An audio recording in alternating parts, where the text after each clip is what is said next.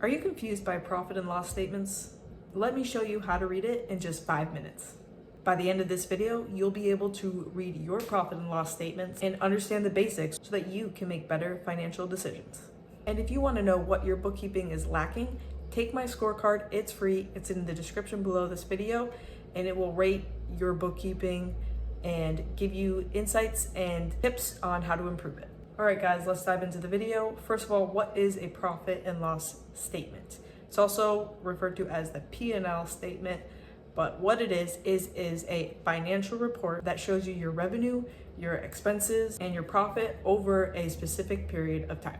Why does it matter? It helps you see the financial health of your business and helps you make better business decisions. It helps you see if your business is making money or losing money and where you can cut costs or invest more. So here we're going to look at what are the different sections of a profit and loss statement. So we're going to start with the very top of your profit and loss statement. We have revenue, also known as income. So all the money your business earns from sales and services will show up in this top line. Make sure to differentiate between operating income, like your main business activities, and non-operating income, like interest earned or maybe rebates, one-time sales, etc. But essentially, you've got as a whole your revenue. So this is dollar bills going into your bank account. All right, next we're going to move on to the next line of the profit and loss statement. And this is going to show your cost of goods sold. Also, you might see it as, cost of goods sold, COGS. Now these are, as it kind of suggests, the direct costs related to producing goods or providing services. So this is money that you are spending for your services. So this is money leaving your bank account. This is going to include things like materials, labor, and manufacturing costs. So at this point of the profit and loss statement, where we have revenue minus cost of goods sold, and that is going to be where you get your gross profit, right?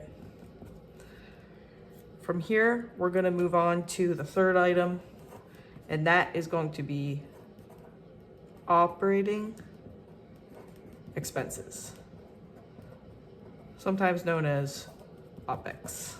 Here, you've got regular business expenses not directly tied to the product creation.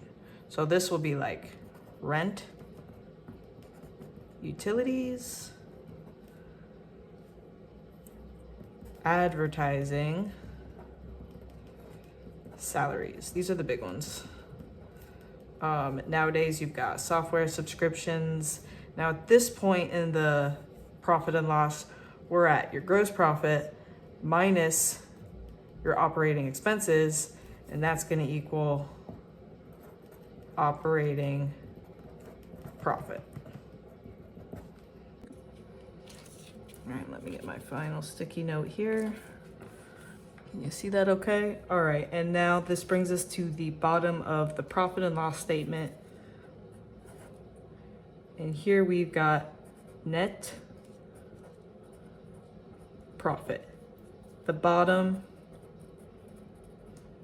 line. So this is the final profit after all the expenses are deducted. So then revenue minus cost of goods sold, sorry, that's a C, minus OPEX minus taxes, minus interest, minus other expenses. And that is your net profit. This is the number you really care about as a business owner.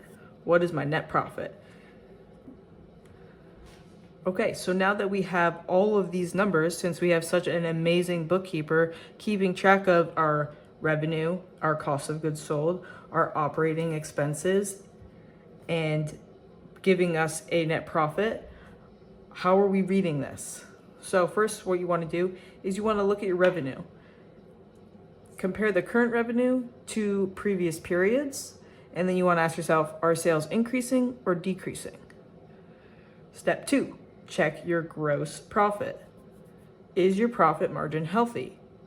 If not, look into your cost of goods sold. Now this varies depending on what industry you're in. There are average industry percentages for all these things. So profit margin for a restaurant is not going to be the same as a profit margin for a software company, right? One's going to be a lot smaller, one's going to be a lot bigger. So I love to use ChatGPT to break down what these percentages would look like on individual industries. Gives you a lot of insight.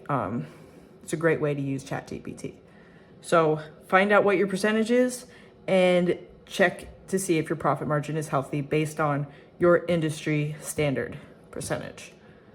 All right, then you're going to review your operating expenses. Are there unnecessary costs that you can cut? Doesn't matter if you are if you have a healthy profit margin or not, I think it's very important to cut the unnecessary costs. If it's a cost that is allowing you to bring in more money, if it's unnecessary, you want to keep the operating expenses in check at all times. It's very easy for the unnecessary costs to creep in. So if you're past this part, you've reviewed your operating expenses and you're running that as a tight ship. Now you can analyze your net profit. What's the big question? Are you profitable? If not, what can you adjust to improve? Okay, and that's where you're going to look at each individual thing. Operating expenses, your cost of goods sold, and how can you make more money? And then the final step is comparing the periods. So you can compare on a month to month. You can compare on a year to year. I think it's pretty smart to do quarterly. Some stores run on seasonal business. So if you're like a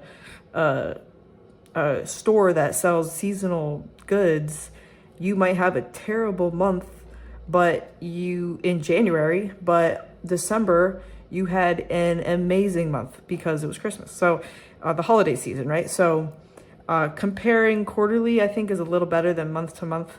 It depends on what kind of seasons your business is running under. So comparing month to month, year to year, and you want to spot your trends. If you know where your trends are at, then you can anticipate. All right, and I got one last tip for you small business owners. Use QuickBooks Online. I'm not affiliated with them, but it makes your bookkeeping a lot simpler, especially with generating financial reports. QuickBooks Online makes it super easy to generate a profit and loss statement for a specific time period that all you need to do is punch it in and it generates the report. If you have a good bookkeeper, or if you are a good bookkeeper, you can be very confident in what it is giving to you, right? So customize the reports, put in specific date ranges, and this could be a good way to get reports that you can compare to each other based on your specific business's seasonality and trends.